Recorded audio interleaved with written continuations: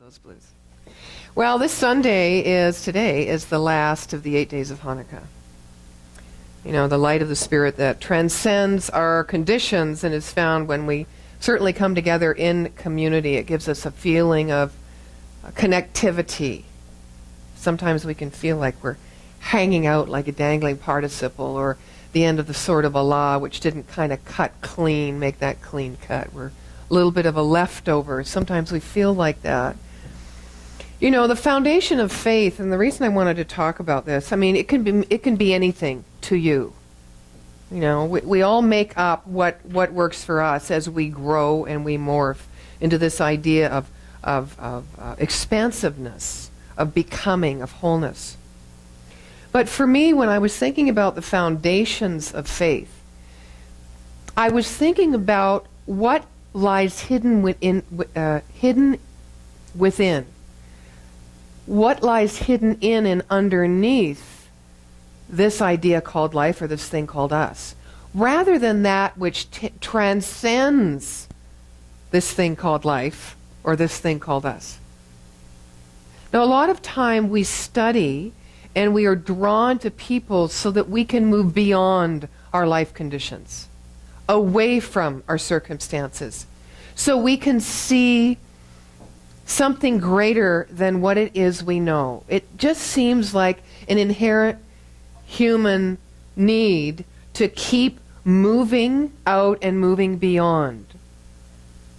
I think sometimes, even though it is inherent for us to expand that idea of who we are, and our mind, expanding our mind beyond who we think we are and what we think life is, to open up our perception, to experience our potential, that is a very natural thing for us to do, because after all, we are, as Holmes and many others before him like to say, living in a spiritual universe. We are of that spiritual universe. Our nature is spiritual, and we are having an experience here in the material world of the third dimension. So given all that being true, why would we ever want to leave or escape or transcend or go beyond where we are? Why would we want to quest away from? Because it's here. This is the key. This is the kingdom. This is the answer we seek right here. It's holy ground because we are standing on it. There is no difference between the holiness of the ground or the sacredness of Lou's life and the sacredness of my life, because we're the same stuff, the same intelligence, the same impetus, and the initiate love that is behind all creation, that moves it forward, is who we are. And so when we talk about transcending, I would rather look at expanding our perception, or opening up to the truth of what is here and now, because there's never anything else but this. You know, we come to a place, and I'm sure you've already come there, as I have from time to time, where we look for these aha moments. We want them because we're feeling blue, you know, or disconnected, or like we don't matter. We look for them, and then we have them, and then all of a sudden it feels like our life it's not like a springboard for the new way our life's going to be. It's just a moment. It's just an experience. And then what happens? We have another experience which we don't call an aha moment. We call it the the rolling eye moment, you know? We call it why can't, I got it, I worked, why can't this stay? Because it's all holy, right? We're here to understand that the darkness that we grow through and we birth, it's a birthing canal. It's a womb, it's a place of respite, of contemplation, where we get to go in prayer, where we get to go in to touch those places that we're often in our minds too busy to stop to touch. That's all the darkness is. Now, it may not feel good, right? It may not feel good. But there is where this idea of truth and the one the one life and the unifying principle. And that universe that says yes, and Emerson's friendly universe. It's a friendly universe. And a law that's always working for us, it's impersonal. That we have the power within our own thoughts to create by how we direct our thoughts. That's where all that gets to come into play. It doesn't come into play when we're having an aha moment. Because we're experiencing what we've created. We're experiencing then the fruits of our labors, the seeds we have planted. There has to be some time where we go in to make a decision on what next seeds we wish to plant. Right? So the darkness and the light, it's the mystery of the human journey. It is the movement of the human journey. So I say that perhaps replace a word called transcend with expand. Holmes always said, change your mind, change your life. Well, change is not a great word. It's not all that friendly. You know, we can theorize that, oh, change is good. You know, change is growth. Growth is good. You know, but it's not, we have a little bit of stuff around change. Kind of like we have a little stuff around love, right? It's there because we've had light and dark in both. It's hard. Change is hard. We feel, because often it comes to us in moments that we think we're unprepared. And yet the truth of it is, the law of attraction, the law of correspondence has brought it to us because we've already planted the seeds. We just forgot we planted them. So when it comes to us, we go, what is this? Right? What is this? Oh, it's a manifestation of our own creation. How about that? We're so fast. We're evolving so quickly. We're opening. We're moving. We're becoming. And certainly as we get older, we know that is true. Everything quickens, right? We got to keep up with ourselves. Never mind the Joneses. That's a good line. I'm going to write that down. So I'll forget it. Hopefully you're recording this. This is my plain brain. I don't know where it's going. Of course, I'm totally thrown off now. Never comment on your own brilliance because... Just one sec, Cheers for all those I will not see on Christmas Eve. Cheers. You see what's happening now? I'm furiously trying to recap where I was, and it's to no avail because I've already moved off the point. Planting seeds. Yeah. I want to tell you a story. I have a good story. It's always a fallback. You may think it has nothing to do, but I will weave it somehow. And if I don't, you weave it in your own minds, and you can speak up. Okay? It's called Three Holy... I read it this morning, and I went, why am I talking about a story that's three holy men in a bar? I mean, that's so sacrilegious. And I read it today, and it says three holy men and a bear. So we're good to go. A Catholic priest, a Baptist preacher, and a rabbi all served as chaplains to the students of Northern Michigan University at Marquette in the Upper Peninsula of Michigan. It's a big, big statement. They would get together 2 or 3 times a week for coffee and to talk shop. So one day, someone made the comment that preaching to people isn't really all that hard.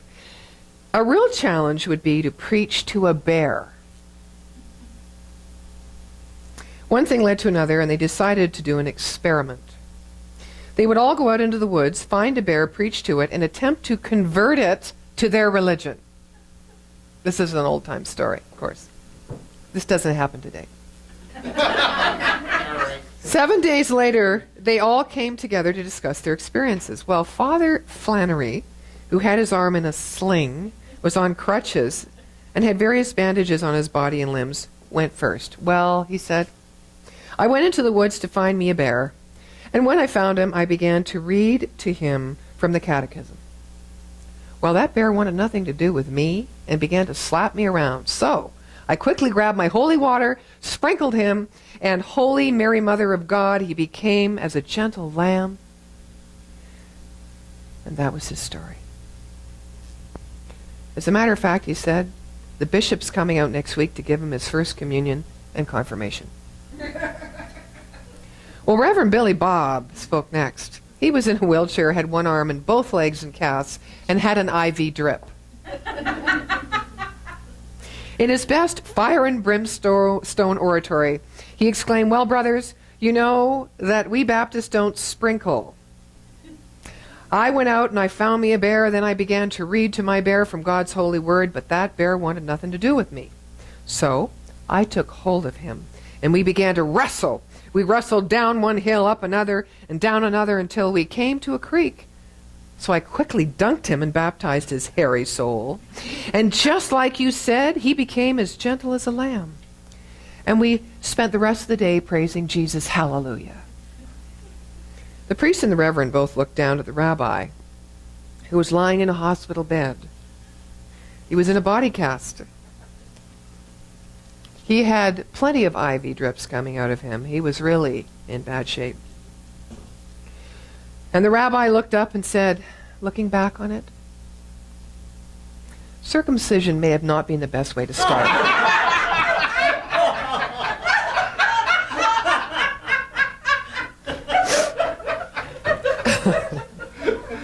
It should have been 3 holy men in a bar.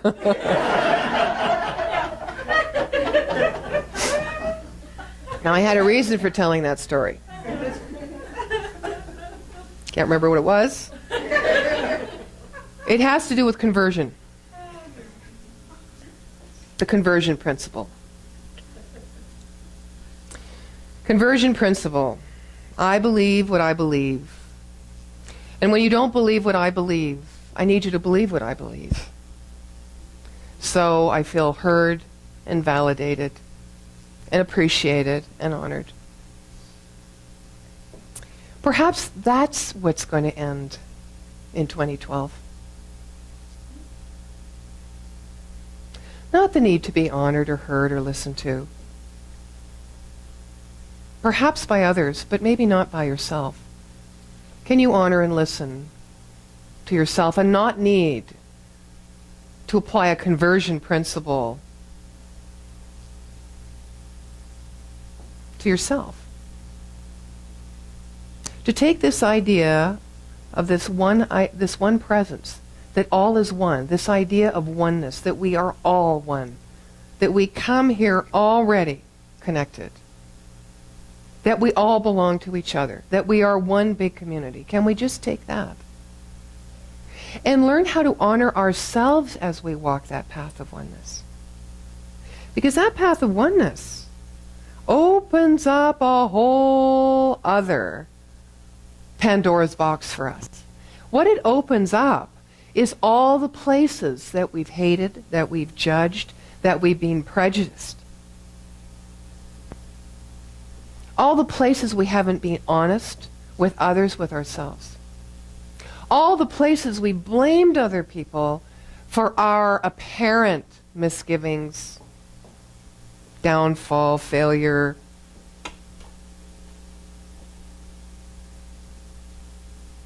lack of vision. What about Adam? What about that young man who came into that schoolhouse? Can we know?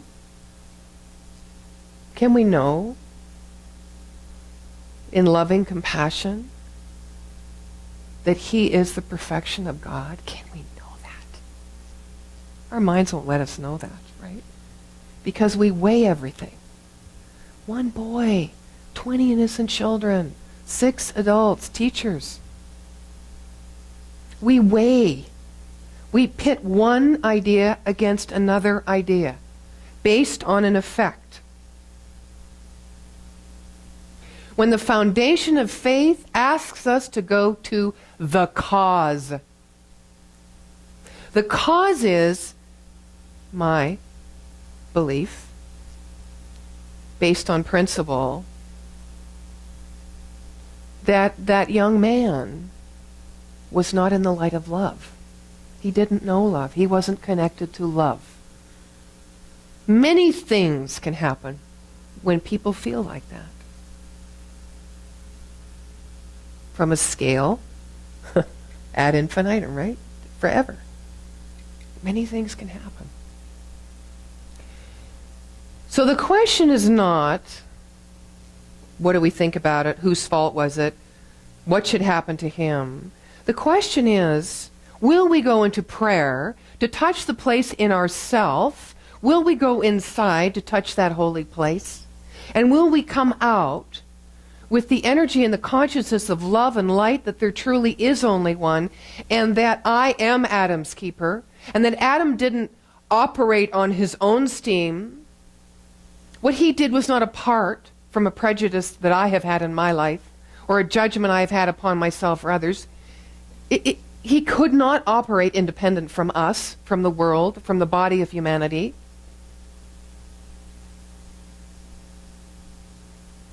Can we do that? Can we take that step into the darkness of ourself and open up the cork and let out our own grief, let out our own sadness? I'm not saying forgive. Personally, I don't believe in forgiveness. I don't think there's anything to forgive. I just think there's something to love. But can we do that? Can we grieve? Can we share our grief? Can we be human? Can we just be who we are? Be who we are. And can we start to exercise that idea? When we start to let out the truth of who we are, faith doesn't become such a big word. Because we are living our lives more fully and more wholly. We are giving expression to the dark to allow the light to emerge. We can't keep a cork in the dark. Oh, sorry. Jesus never would have been born.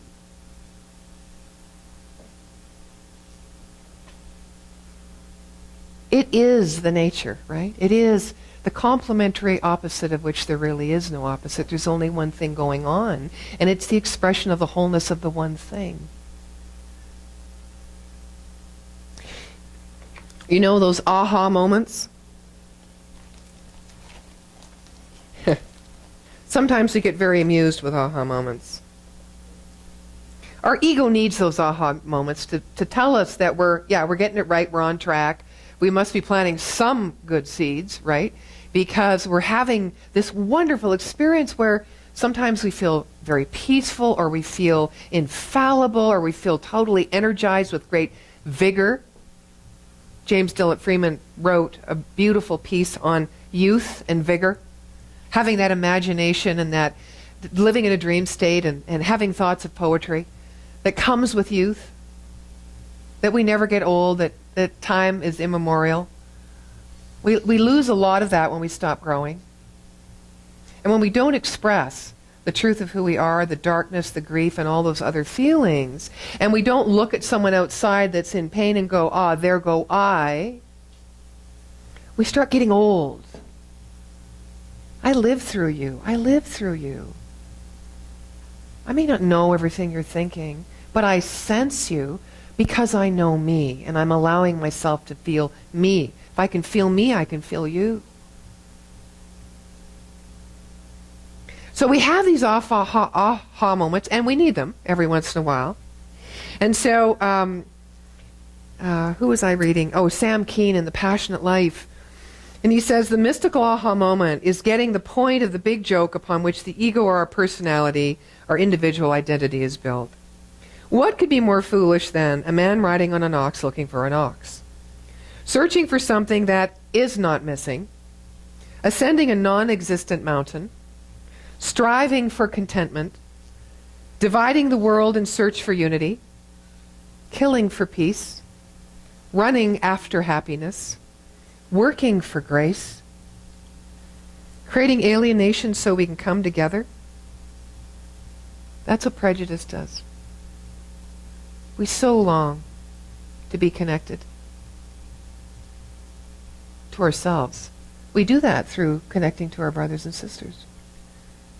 But the prejudice for ourselves is reflected out on other people, and we keep them at a distance.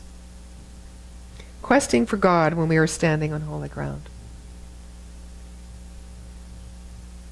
I personally like the Buddhist tradition, where you go out and you come on the outskirts of nirvana, and you just give thanks, and you see it, you witness it, you notice it, and then you turn back. You turn around and go back to for lack of better words, what's the ordinary world? What is the ordinary world? You know, all of us are mystics and sages. All of us are holy. All of us are God, right? And some of us take the high watch, and we stay in prayer, and we know the truth, and we have that greater perspective on what happens in our life and who we are and what's happening around us. And some of us get down in the trenches, and some of us go up and down, you know, but we all have our place as we grow to understand and to learn and experience the holiness of who we are. So for me, it's in the ordinary world. That's why I became a minister, I think, or that's why I was called to the ministry. Not to be something separate, you know, but to be an earnest student by living the principle, by going down into my humanity and allowing the light of my humanity to ascend upon the world out there so I could see it, right? Because it's a reflection. I need to see it. I can feel it, but we do need to see it. We need each other for that. So to come on the edge of nirvana, right, which is those aha moments, I don't want to stay there. I want the roller coaster ride. I want the roller coaster ride. Because it's in that ride that I can say, yes, I am. Yes, I am that I am.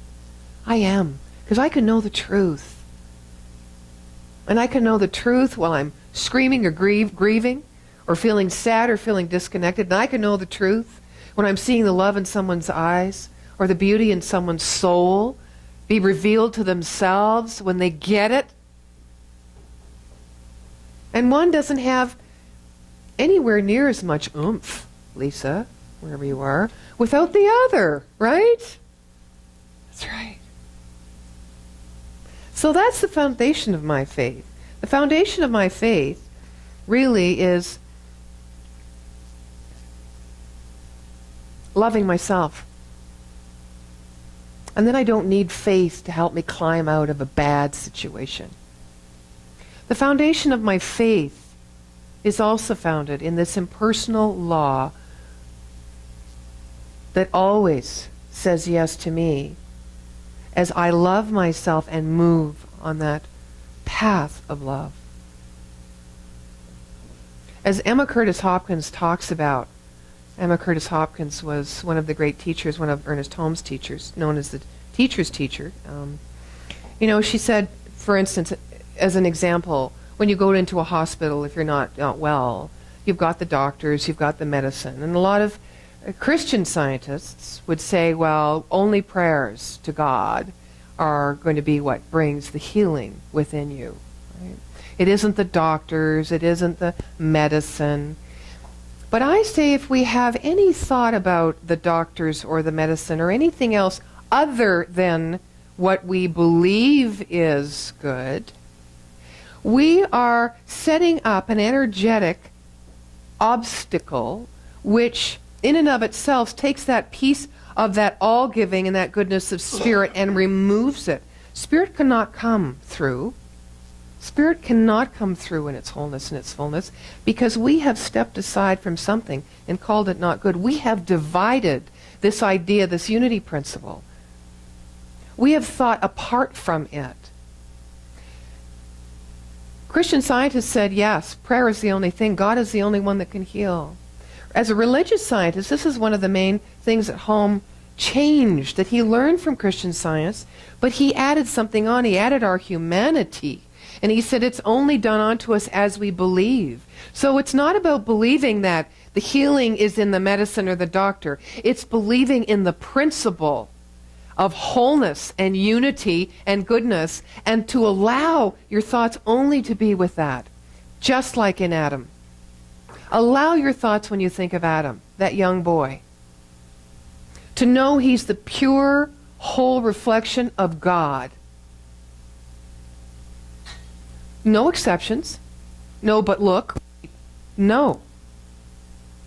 This is how we move into the light. This is how we stand in the holiness of who we are. And you can't do it for Adam if you can't do it for yourself. The power is there within you. completely active, completely available. Start with love. Walk in love as love, and end in love. And so it is. Thank you. Christopher.